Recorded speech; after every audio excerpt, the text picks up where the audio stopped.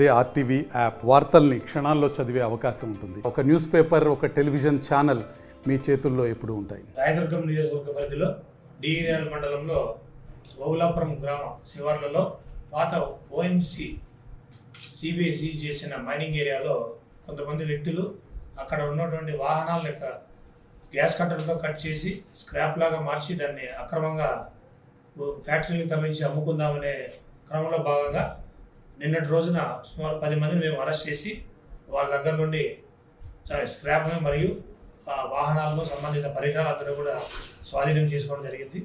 ఈరోజు 10 మందిని కూడా గౌరవ రాయదుర్గం కోర్టు నుండి ప్రవేశపెట్టగా అట్లా వాళ్ళకి 15 రోజులు రిమాండ్ ఇవ్వడం జరిగింది. వాళ్ళందరినీ కూడా ఈరోజు జిల్లా జైలు అనంతపురంకి తరలించడం జరుగుతుంది. ఈ 10 మంది కూడా బళ్ళారి మరియు కర్నూలు జిల్లా ప్రాంతానికి చెందిన వారు ఉన్నారు.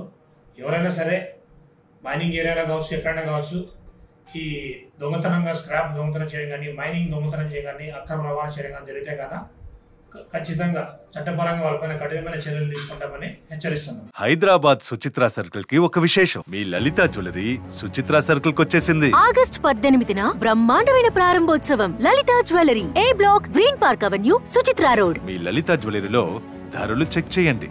డబ్బులు చాలా చాలా ఆదా చేస్తారు. డబ్బులు ఎవరికి ఊరికే రావు.